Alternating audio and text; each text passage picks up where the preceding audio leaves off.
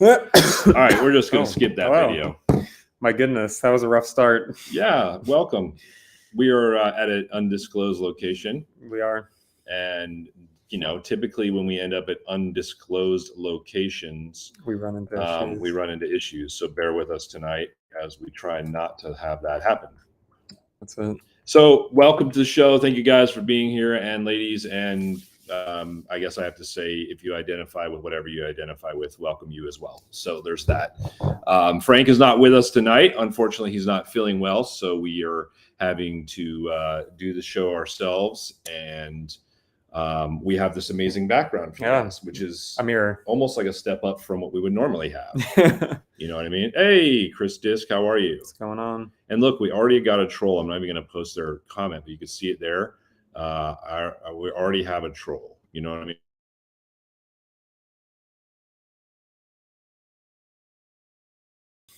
So, yeah. We're at, or should we keep it undisclosed? I mean, Apple already knows. Yeah, Apple doesn't know where we are. Frank is not feeling well. If I wasn't clear about that, Frank is not feeling well, under the weather. Just said he's not going to be able to be here tonight. Yeah, so. But it's okay. I hope he feels better. We have an awesome show lined up for y'all tonight. We got some great info coming at you, so stick around. And I mean, I wasn't here last week, and you guys did a pretty good show. It was fun with Jackie, right? Yep. Awesome show, great info, talking about marketing and branding, and all that good stuff. So and so tonight's going to kind of be a continuation. Yeah, of that, that's awesome. I mean? I think that's that. So normally this would be the time where we're like, hey, so what has your week been like? We've been together the entire. We've basically been together, but we've been together for like the last 7 days, or it will end up being 7 days. So we did two weddings together. Yep.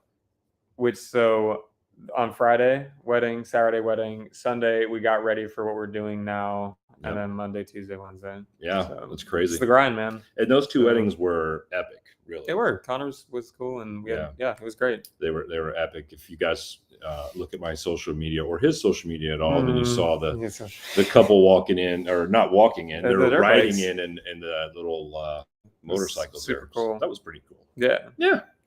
Good stuff. All right, let's just jump right into it tonight. Let's go. Why not? So I'm gonna read this bio off real quick about our guest, and then we're gonna bring her on. All right. Cool. In the most professional way I can possibly do that, I'll be reading it off of my phone. My favorite. Well, just because I don't have my other side screen over here where I would normally read it off of, since we're using the laptop. All right, and here we go. We will continue from last week and discuss more about marketing and copywriting with Tayler Cusick-Holman. Tayler is the owner of TAYLRD Media and Design, a co-founder of Source Co., contributing editor to WeddingPro, and a former marketing director at Aisle Planner. As a wedding industry marketing consultant and copywriter, she spent over 6 years working with wedding pros to help them develop the skills, strategies, and stuff, most importantly, they need to market their businesses and build their brands. When Taylor's not talking shop, you can find her talking politics with anyone who will listen, which is interesting these days. Yeah. Interesting these days. Whipping up something from scratch in her kitchen. We should talk more about that. Let's go. Or out riding or skiing a mountain somewhere, which we were just talking about in the green room before we got started. Yep. So without further ado, actually I used to say without a father and a dude, but then somebody got mad at me because I think that's kind of rude to say without a father. Yeah. So I stopped saying that. So without a further ado, please help us welcome Tayler Cusick-Holman to the show. Woo. Hey. What's going on? Welcome to our craziness. How are you? I'm doing pretty good. I mean, isn't everybody's corner of the internet crazy these days? It's just sure is. I like where your head's at there for sure. Yep. Tell us about this whipping stuff up in the kitchen. What's your go-to? I definitely have a few go-to recipes. My back. Did I freeze for a second? Great way to start off a video interview. I definitely am for my short ribs. That is that's my like restaurant ready recipe. So yeah, I have it saved on my phone because I'm not someone that cooks with an actual recipe. I just have like lists of ingredients and I gotta know what to do with them. But I did take the time to more formally type out a recipe for this. So it is shareable for those of you who like to eat short ribs. So I'm always intrigued by people who explain it that way. So do you have like a base of what is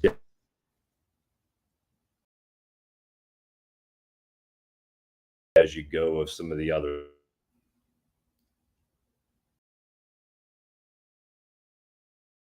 I think I have you back. Yep. I have lists of ingredients and I just kind of like know what to do with them because I watched a lot of the Food Network when I was in high school. So it's like, a cheater's way of going to culinary school, but I definitely have the foundational cooking techniques just like in my repertoire, and then can look at something or eat something in a restaurant and like come pretty close to replicating it at home. So it's Nice. always fun. Yeah, I mean, I think you can almost get like a degree in a lot of different things off of the internet at this point. Like there's just so much information available out there for Yeah. anything. Absolutely. You know? PhD in wedding planning or whatever. or short rib making, Yeah. right? Or short Yeah, ribs. absolutely. All right. So as I mentioned before you came on, Nick and Frank had a great conversation with Jackie last week. And if you guys didn't see the show, you can go watch it in archives. It's there waiting for you to watch if you haven't done so yet. And Tayler, you're also part of the Wedding Business CEO Summit that Miss Heidi Thompson puts on, which she just paid you a very nice compliment here in the comments. So we always like to make sure you don't miss those. And Heidi's doing a great job with that. And some of the people that were a part of that are top notch, like yourself. And so we're honored that you could be on the show with us tonight and help us kind of continue this conversation about marketing with maybe a little twist of copywriting, which I will admit right off the bat is something I'm challenged with. So I'll definitely be curious to hear a little bit more about that. But in our show notes, we were talking about the most important thing to do in marketing, and I'm going to let you answer that and pick us up from there. Yep. So I'm not going to be, this is not like a news flash, breaking news kind of answer to that question, but it's something that does need to get driven home, I think, to everyone and repeatedly over time. And that's really just the most important thing is to always speak to your ideal clients. I sometimes like to stratify that a little bit and say, you have your ideal clients, the people that you love working with the most, but then you also have your qualified leads, right? So there's a little bit of a balance where, you want to talk to the folks who are going to let you do your job the way you want to do it and pay you the rate that you charge without pushing back. And doing your job in like the places you are most excited to do it. But then there's also the qualified leads who are just a notch down from there and are the folks who have the money to pay for your services, but maybe are not going to let you do your job at the venue you want to do it at, or are going to be a little bit more like micromanaging, because those folks just always exist. But whenever you are sitting down to market your business, everything that you put out there on the internet should be talking to one of those two groups of people.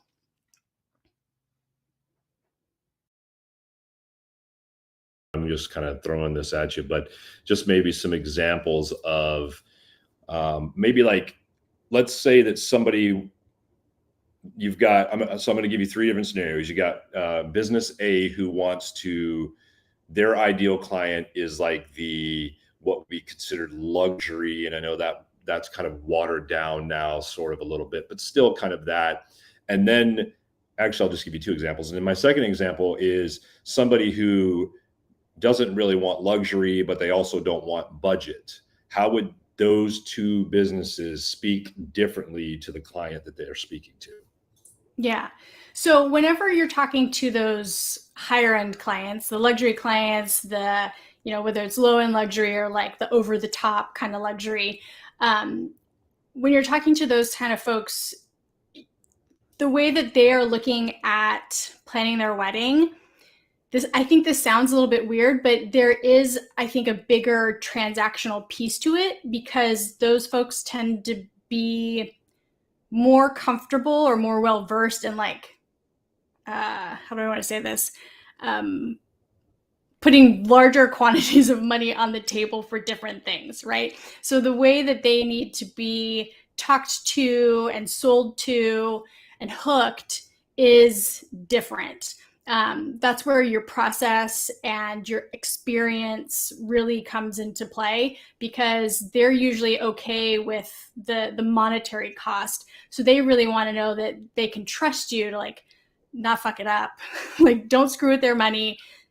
Just do the job that they are hiring you for. The folks that are, or the couples that are not budget couples, but probably think of themselves closer to luxury than they actually are, but really like they fall in that, that center standard deviation of how much money people are spending. They are more concerned with how much things cost, because the wedding, like a wedding, is just a big financial event. Emotionally, they're not used to spending $5,000, $10,000, $15,000 on one thing, and let alone one thing that they don't actually get a tangible item in return for. So when you're talking to folks like that, you need to be mindful of their emotional state and the stress that this financial transaction causes them. So you want to make sure that that string exists and it's being pulled on. So you want to make sure that as they're going through the sales process, that you're really being in tune and listening to the words that they're using to say, like, I'm afraid of this, without explicitly saying it. So I think that there's a lot more psychology involved in the people that are in the middle, as opposed to the super budget couples or the super luxury couples. The ones in the middle are actually the hardest to convince and market to and sell your services to. And we lost you for just a second in the beginning of that, but I just want to make sure that you were basically saying that this is a group that maybe is not used to on the regular spending $15,000 to $20,000 on one item, and that, so that's that pull, that's that struggle, because they're just not used to that. Whereas when you move into that super luxury, that $15,000 to $20,000 is like a shrimp cocktail for them or whatever, you know what I mean? Like, right. It's just so different. So different. I'm not those people. I don't know if I want to be those people, but theoretically it would be nice to just like spend $20,000 and not really bat an eye, but I don't know, more money, more problems. But the psychology of money is important for sure, and how to understand people's spending patterns and behavior. So you can, like you said, pretty much just said, just to market to them though. I think it's a great point. Mm-hmm. There's probably got to be some common mistakes that you see as well. Can you touch on that a little bit? Like just some examples of common mistakes that people make when they're trying to speak to their ideal client, but the message that you think they're trying to say, but the message you're actually saying are two completely different things. Yep. So this is people are going to pull out their websites and be like, oh shit, as soon as I say this. Good. Hey, that's what we're here for, to help them get better. Sorry, if you guys know me, I know Heidi knows me. I'm brutally honest. I don't know any other way of existing on this planet. But the biggest mistake that I see is people being way too generic with their marketing messages and their copy. So, for example, I have read, "You're engaged, now what?" I think on 100 different websites over the course of my time working with wedding professionals. And so when you write stuff like that, you sound like everybody else. And so when you sound like everybody else, you're no longer talking directly to your ideal client, right? Like you're just screaming into the void.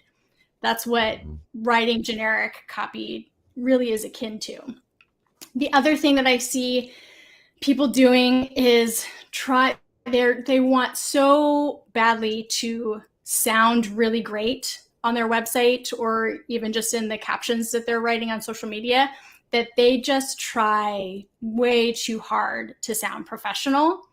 And so then it sounds really stiff, And it sounds like they're trying to be academic, but they're not actually academic. So it just becomes very awkward.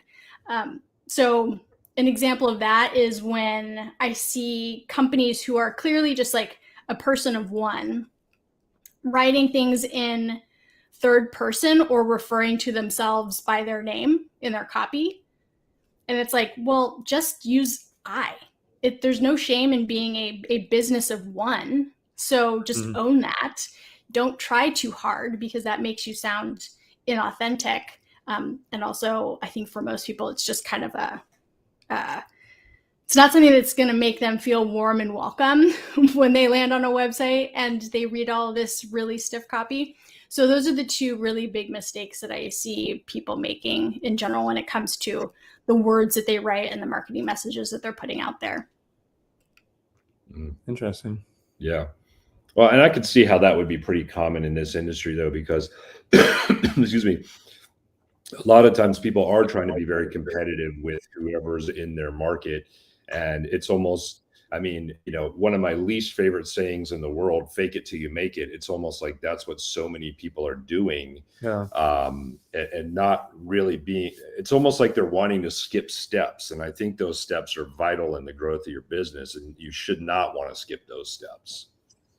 Yeah, there are a lot of steps that business owners skip because most of us didn't become business owners after going to business school. We just decided to become business owners. So there are a lot of really fundamental things that people are trying to like expedite, or they're just, you know, doing this and like turning a blind eye to it. Yeah. And then, or you're just naive. I mean, and you just don't, naive. you just don't physically know. I know there's a lot of folks who are just like, yeah, like you pretty much said, like, how do I run a business? Like, it's like something I'm like, we talk, really have the business acumen, you know, to make it happen, which is why we started Wedding Business Pro, of course. But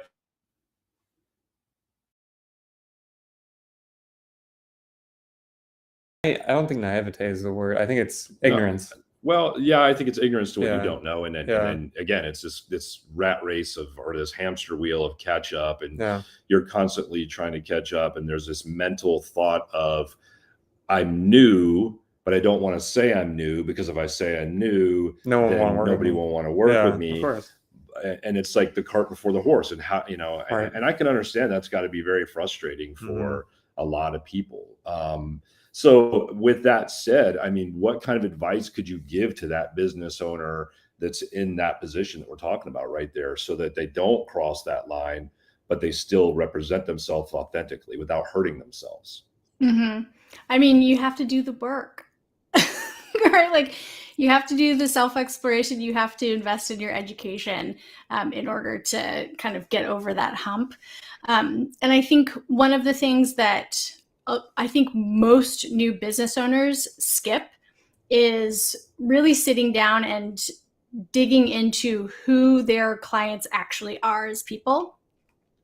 And when you first start, you're totally making assumptions because maybe you did your own wedding, or, I mean, planned your own wedding. That's really exclusive for planners for the most part. No one's like DJing their own wedding.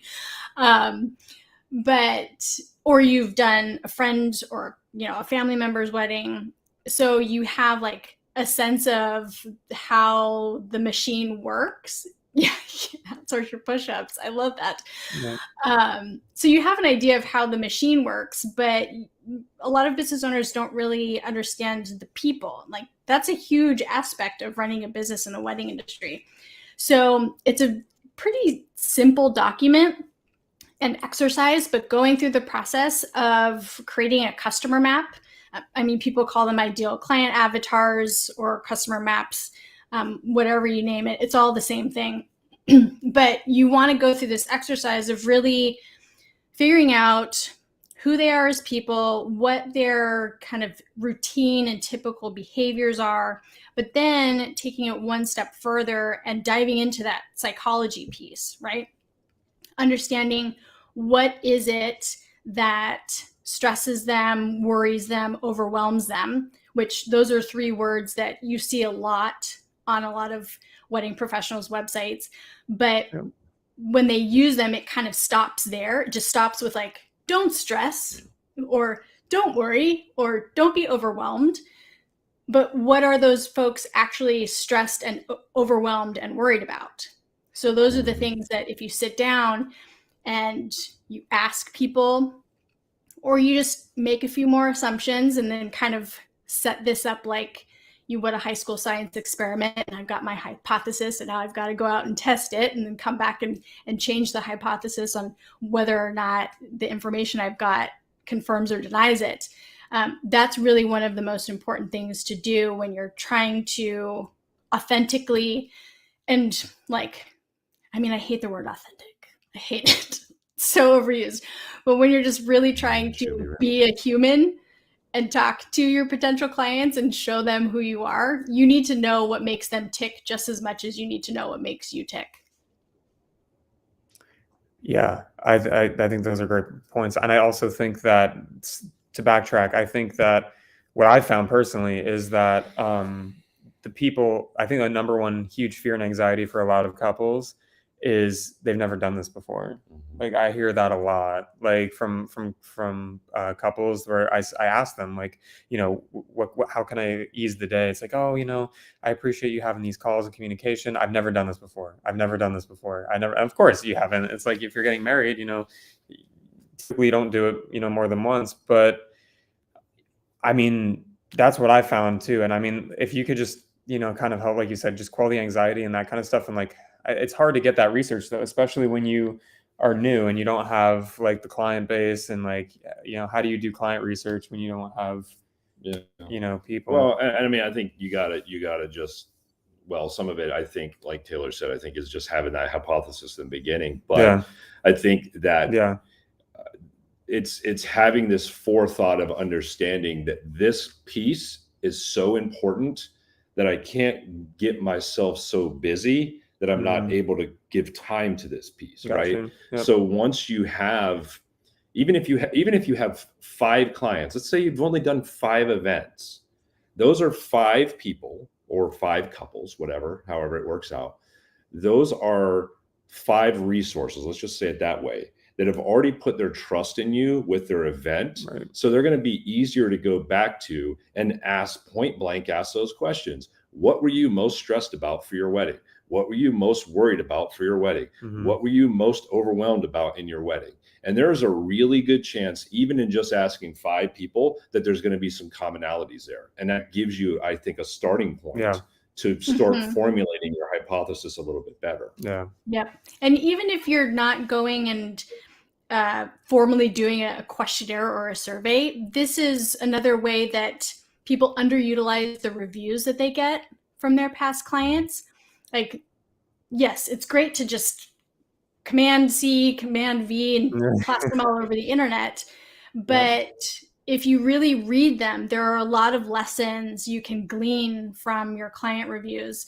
And from a marketing and copywriting perspective, looking for the common words and phrases that get used, like that becomes marketing gold, right? I love that. And it's interesting that, like, I mean, when I'm working on content strategy for clients in preparation for website copywriting, I always ask for a link to, you know, like whether it's their Google My Business page or their listings on the Knot, or I just ask them for their wherever they're hosting their reviews. I only have to read a handful to start seeing like actual, like the same word that just pops up over and over again. So the more you dig, the more you'll find.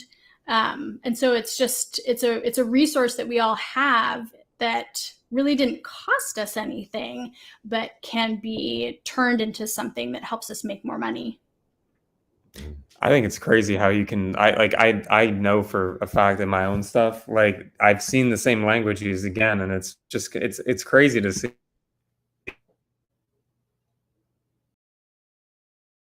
Light bulb moment that if you're not using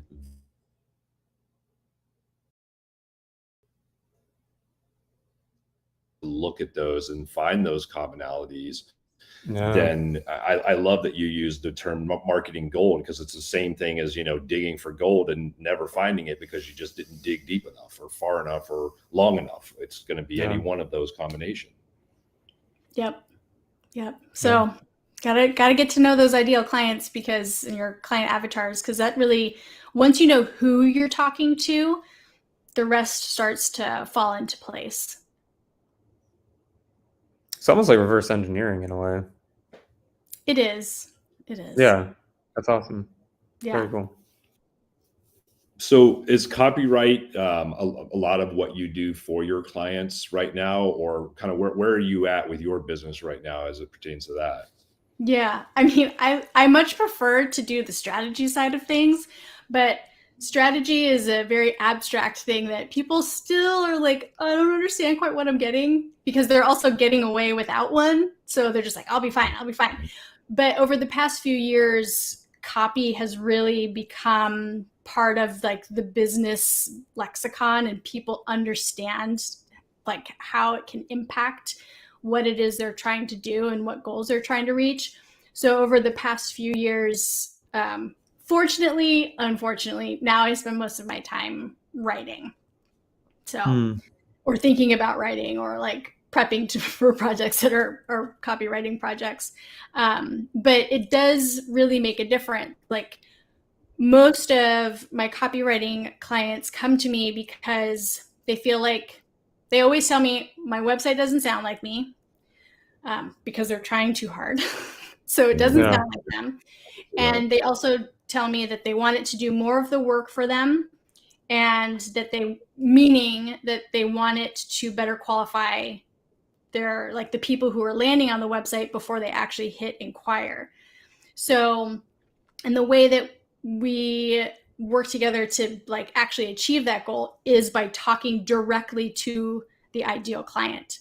And so when I give them an intake form, there are all these questions about who their clients are, what worries them. I want to know how their services connect to the problems that their clients are having. So we know the whole like problem, solution, benefit, relationship.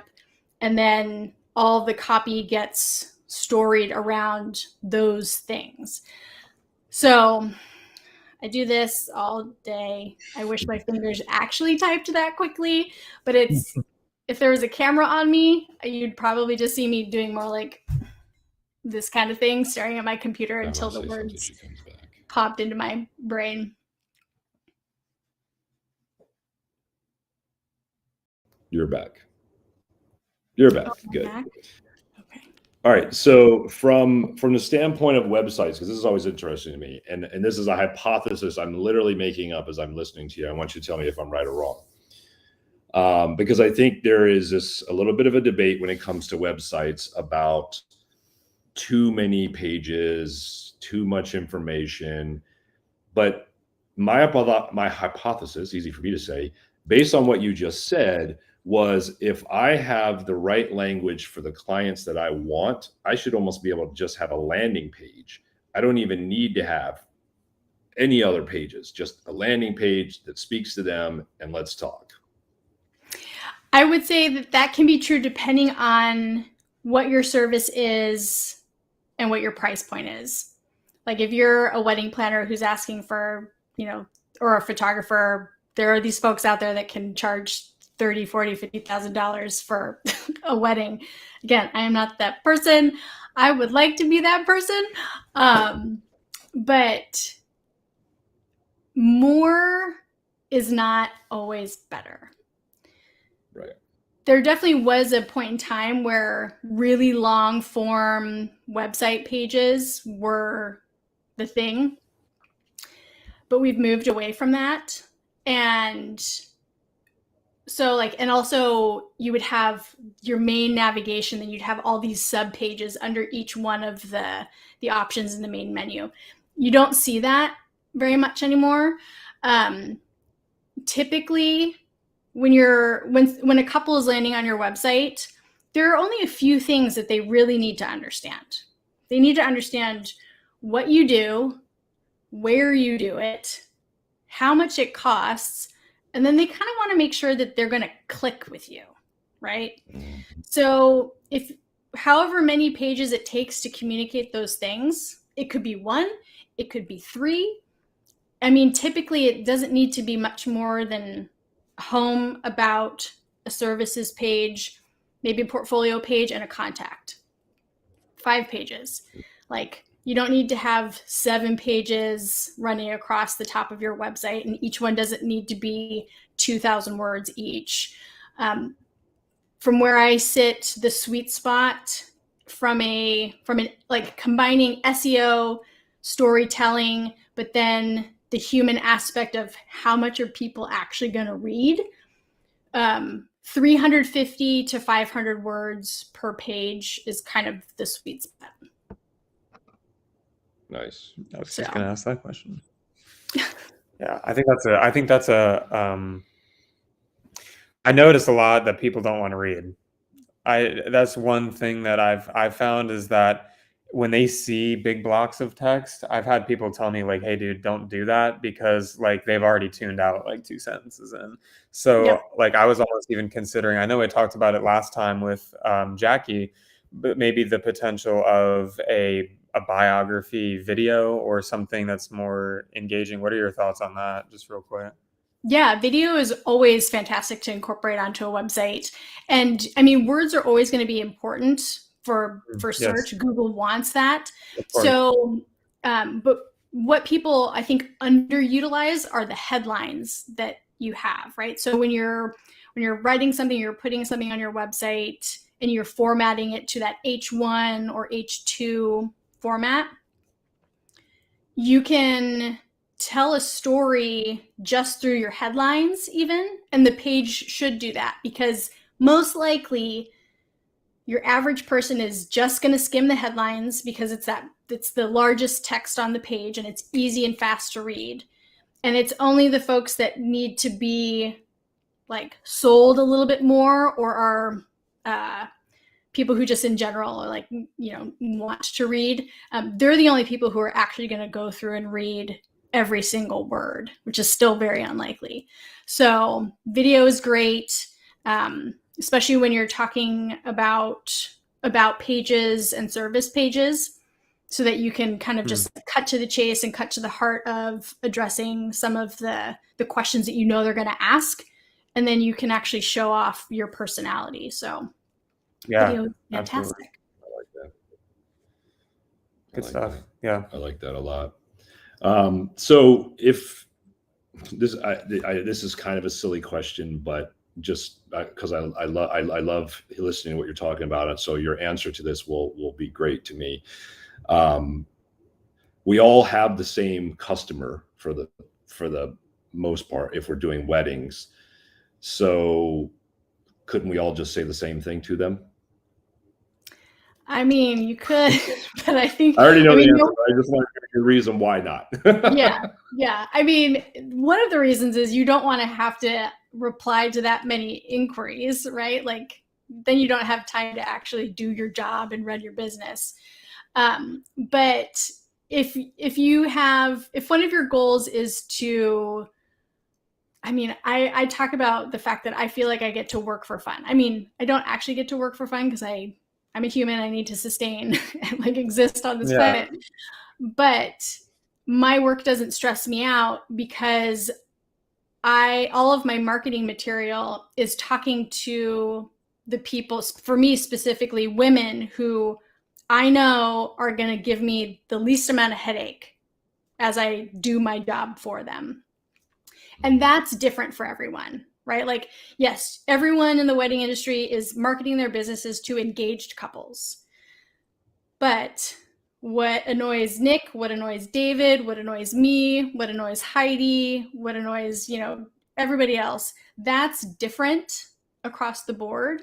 And so you want to talk to your people, the ones that are going to let you be creative, who aren't going to micromanage you, who are going to intrinsically or more intrinsically understand the value of your services and everything that you bring to the table. So that's why not everyone can market to the same person, because, like I said, what annoys you isn't going to annoy me and vice versa.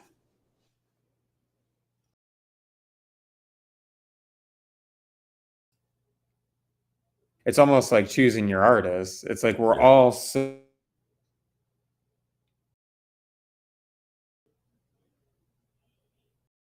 you go to someone who you're like, I love your style, I like your person, I like your vibe, and that's how you pick your person. Yeah. And I think that's maybe kind of like what you're talking about too, is like that's like where you're going to find your ideal clients, is when you can authentically be yourself and just be like, yo, this is who I am, this is how I operate, this is how I'm going to make your day the best that I can.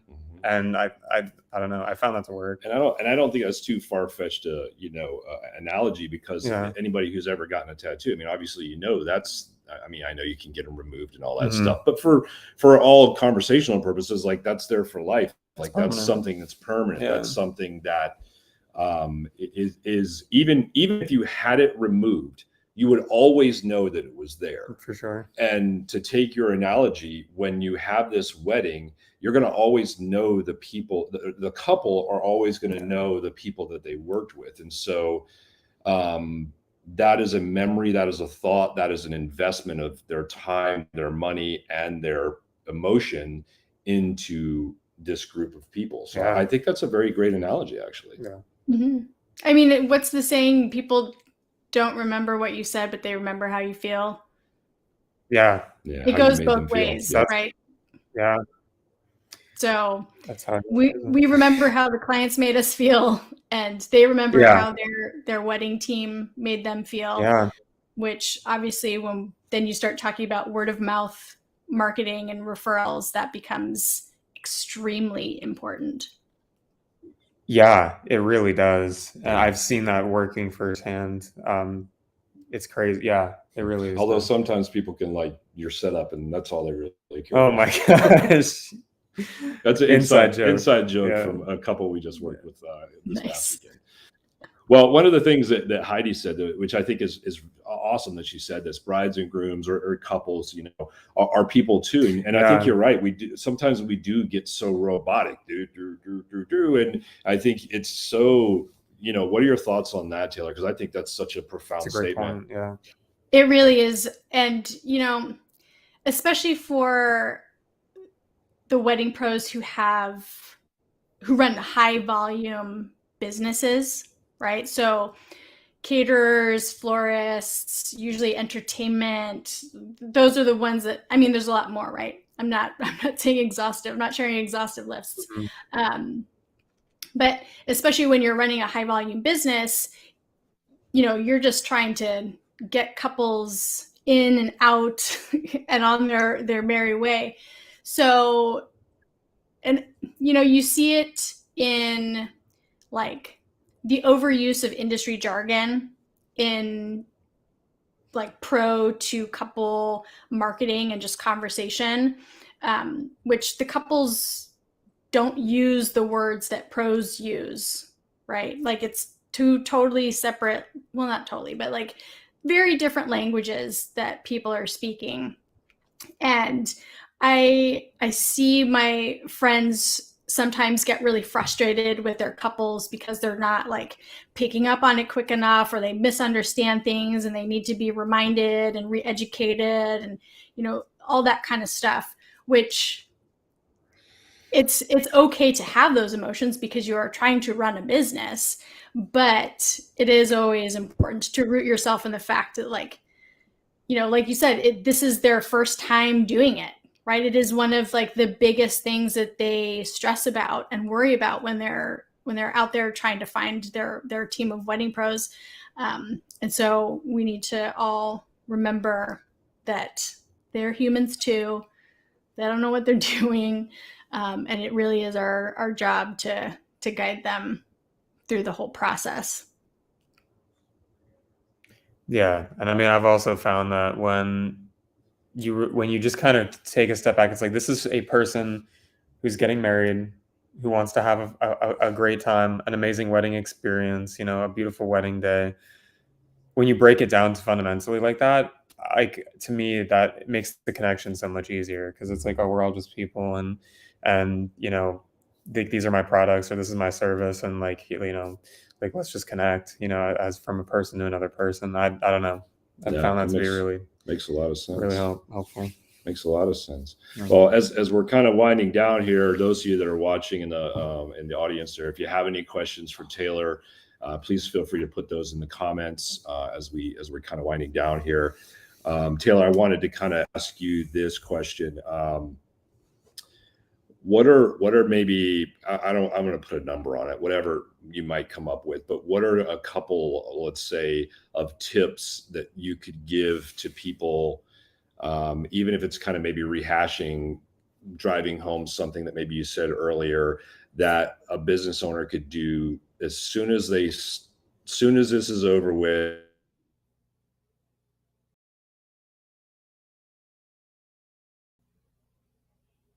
and this,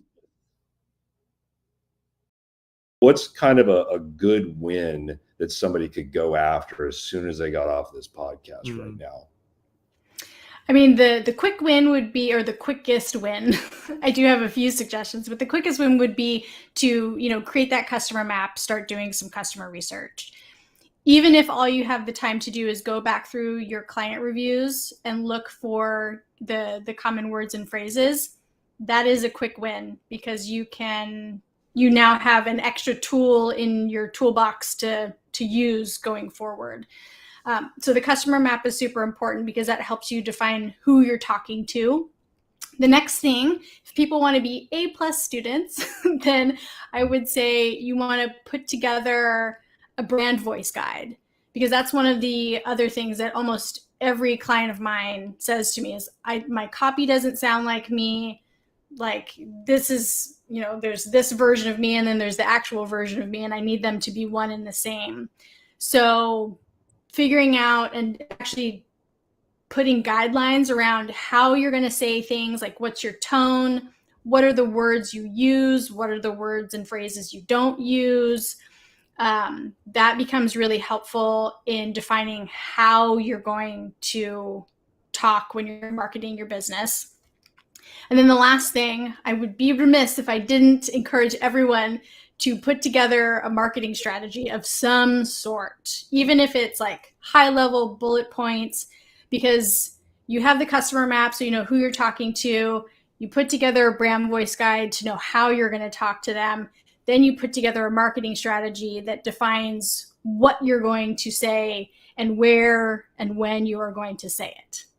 So that's kind of like the full circle. These are the things that you, as a business owner, should have, so that every time you sit down to, take care of marketing tasks, you're not just pulling things out of thin air.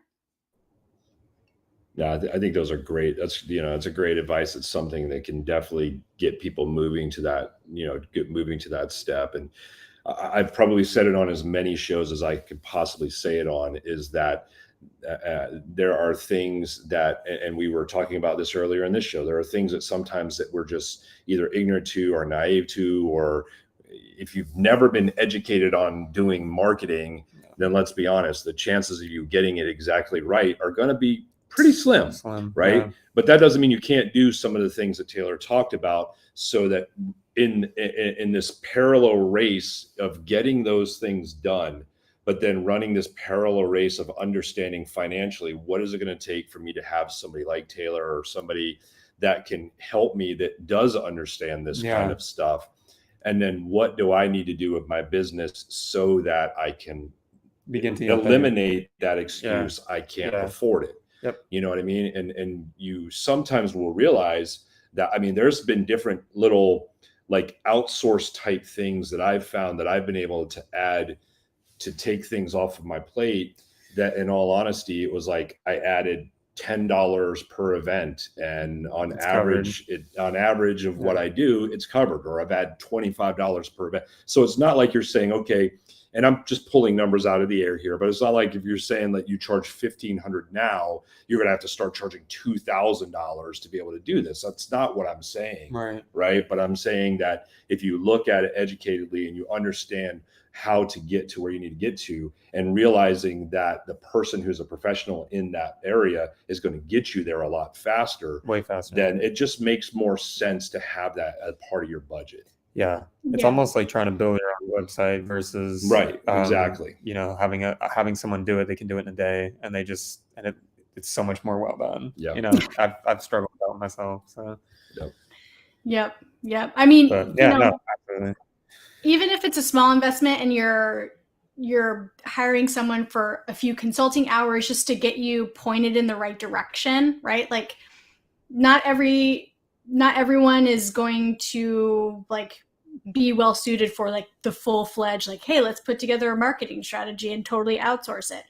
But the point is regardless of where you are in your business, whether you're like just about to launch it or you've launched it or you're 10 years in, I don't care if you're 10 years in, you can always start, right?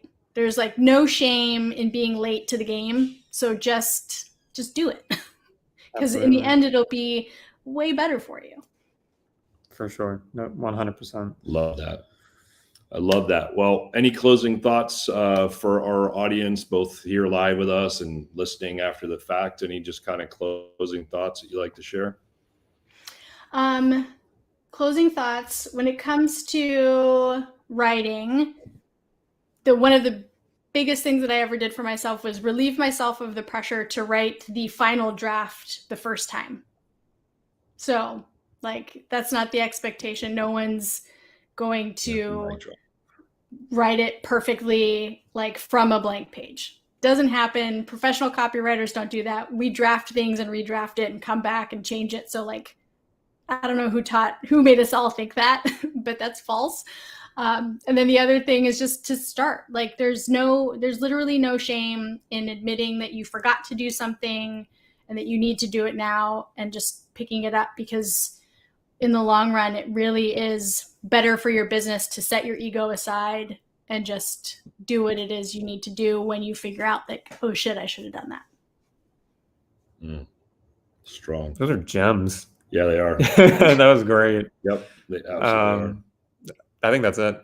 Yeah. No, thank you. Thank you so much for being on with us tonight and talking through this a little bit. It's always great to talk to a like-minded person. And definitely you know your stuff. So we appreciate that for sure.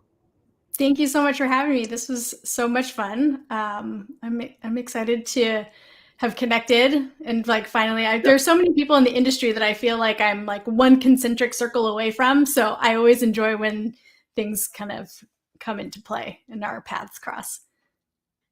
Cool.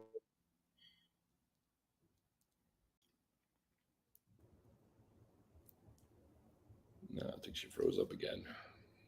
Am I back? Yep. I think we back. froze. You're back.